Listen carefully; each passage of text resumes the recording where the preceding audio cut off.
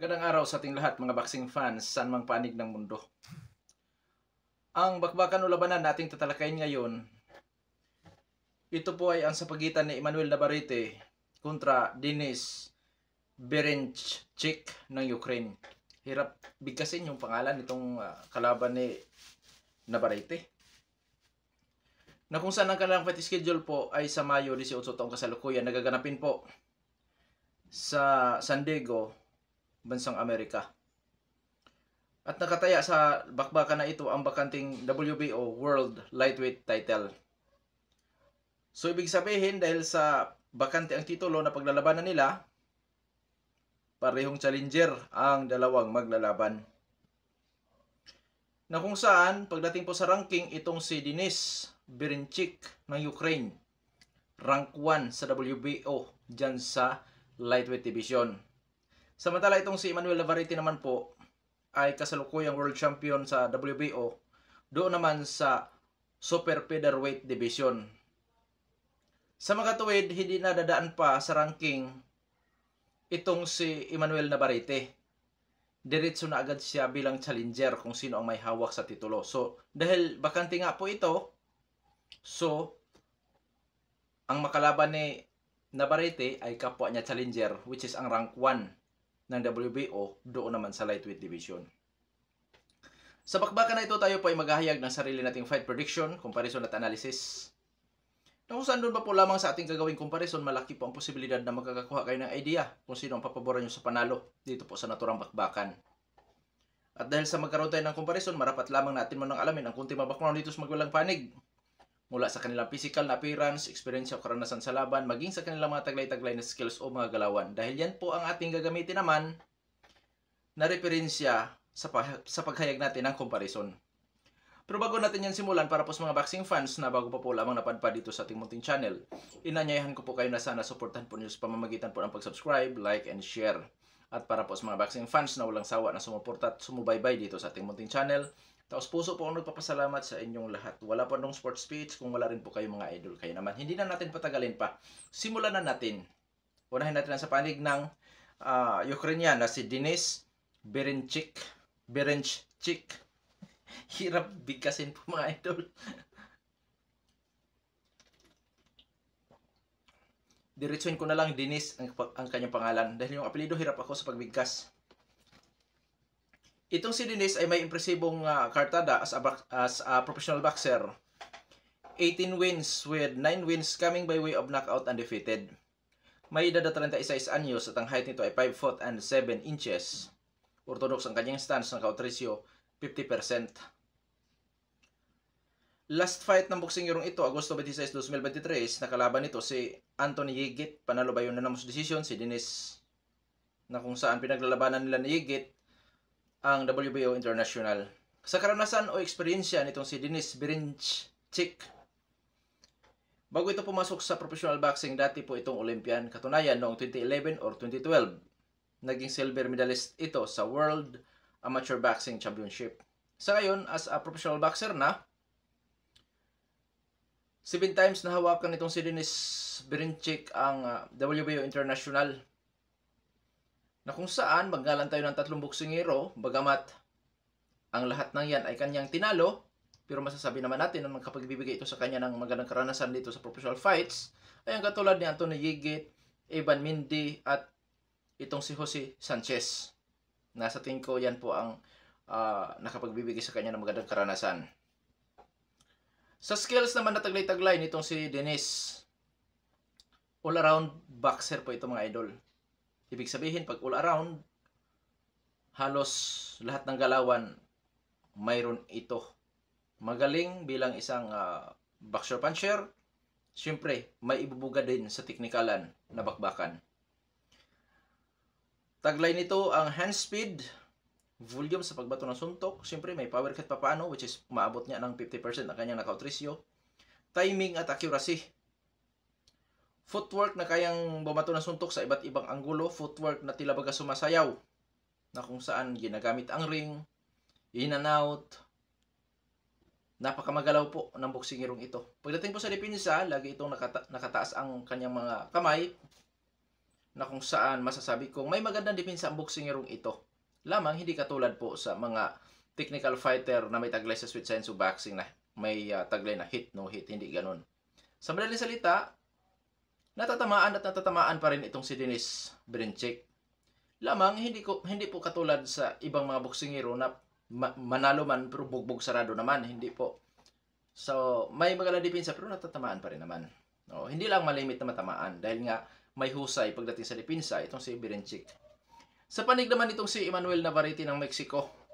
Bilang isang professional boxer, itong si Emmanuel Navarrete naman ay may impresibong kartada din po na 38 wins with 31 wins coming by way of knockout, may isang talo at may isang tabla na rin.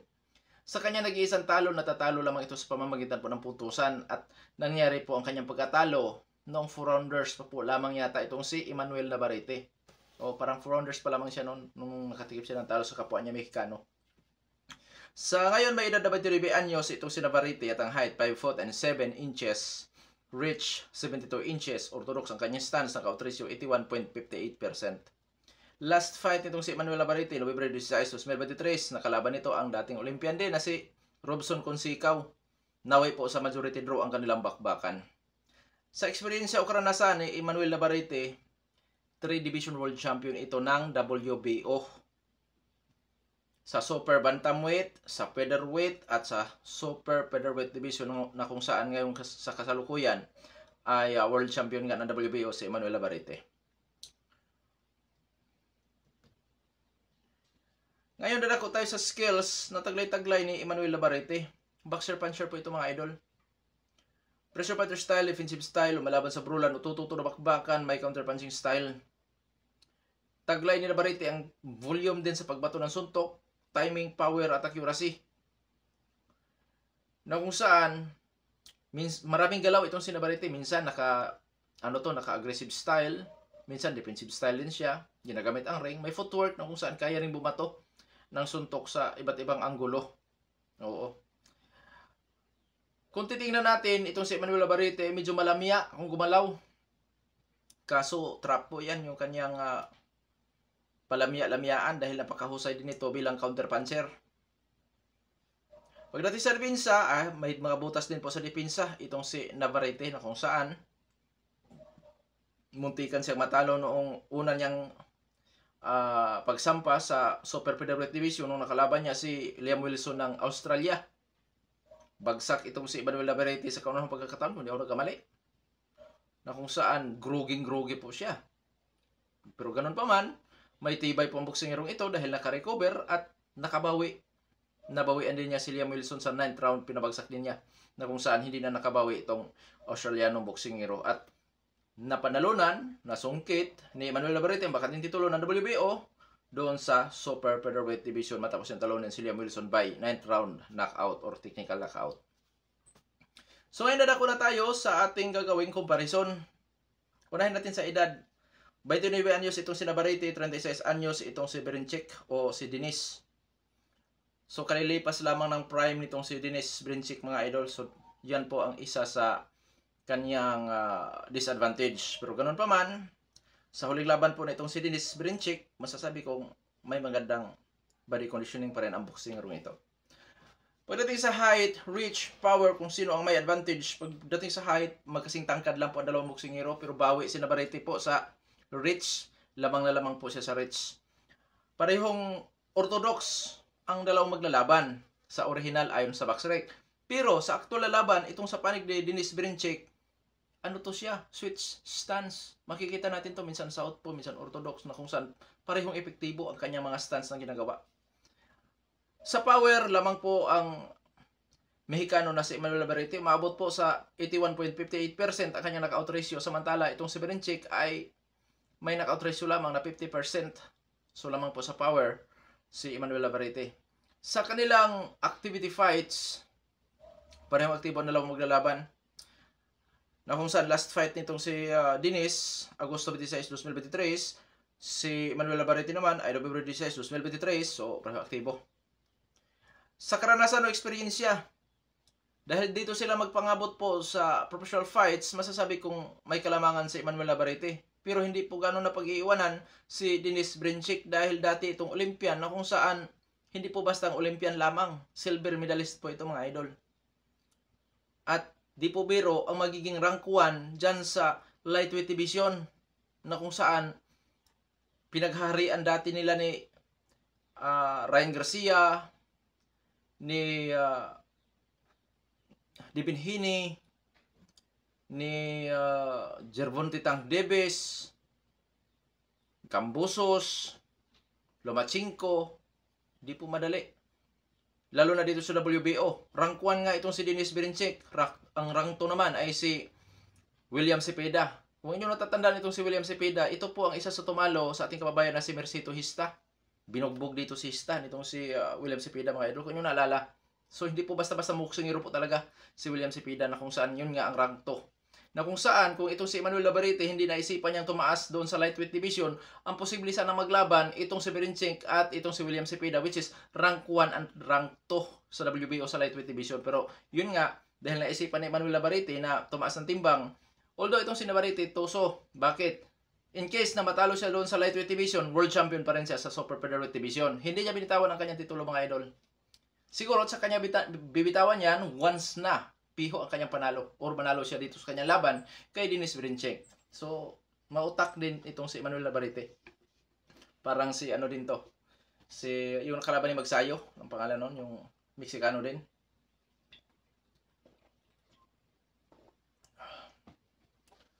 Ngayon dadako tayo sa skills. Dito medyo nakabawi si Berinchik dahil all-around boxer ito.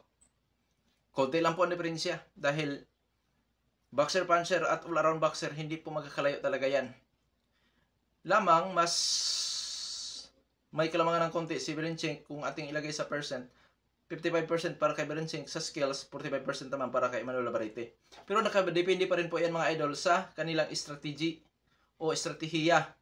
Maging sa kanilang kung paano nila i-execute. Nakadepende kung sino ang may husay pagdating po sa adjustment. Oo.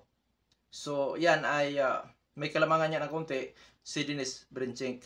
Pero, hindi po ganun kalayo. This is, konti lang. 55-45 nga lamang ang diferensya. Sa pagkalahatan, sino ang llamado? Para sa akin mga idol, 50-50. Kuya Sports, bakit naman? Okay, ganito po yan ang paliwanag. Itong si Emmanuel Labarite for the first time mapapalaban sa lightweight division. Unang katanungan, madala ba niya ang kanyang tibay, ang kanyang liksi o skills, ang kanyang power doon sa lightweight division? Optional. Kung di niya madala, delikado siya.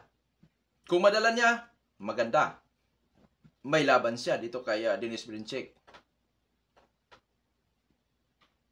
Kaya 50-50 para sa akin.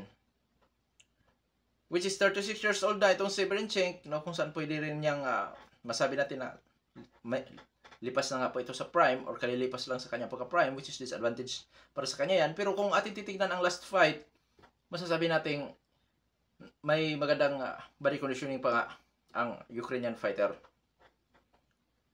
Which is kalilipas lang naman sa kanyang pagka-prime. So ngayon, dadako na tayo sa ating official prediction. Official prediction ko dyan, Emmanuel Labarite by split or unanimous decision. Kuya Sports, ano prediction mo kung sakali sa knockout naman?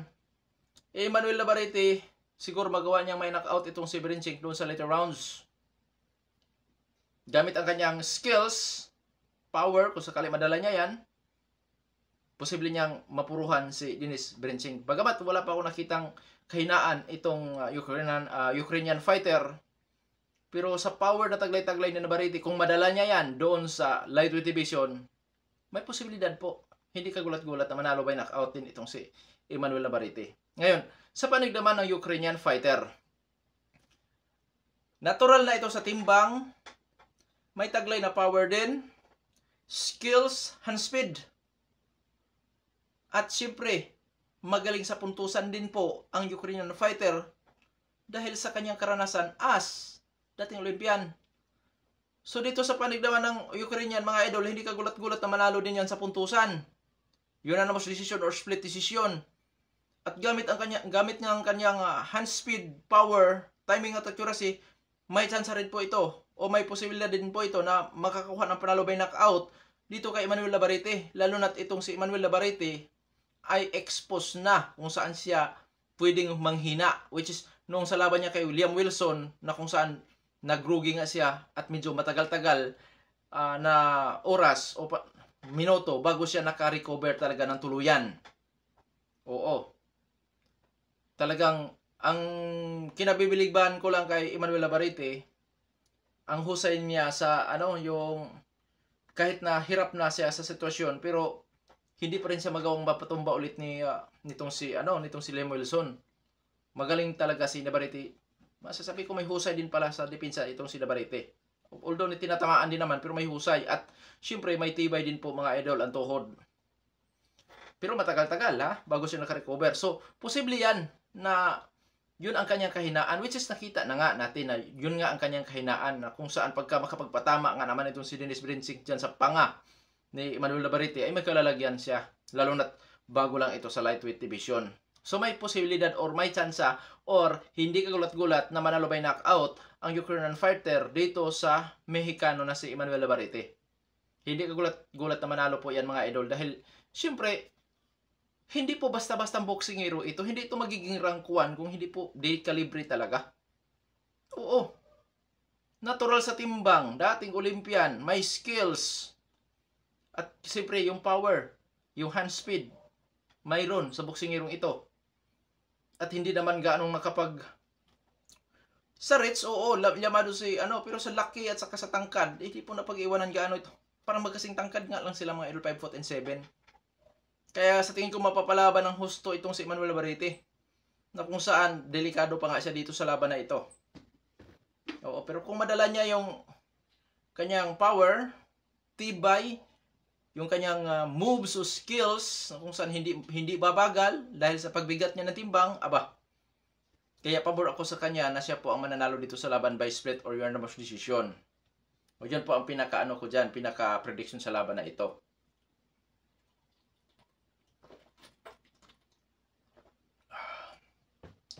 Abangan natin, dahil matinding bakbakan po ito. Maaring posibleng magiging chess match ang bakbakan. Pautakan ito mga idol. Kaya abangan natin. Hanggang dito na lamang ito pong Sports PH. Maraming salamat po.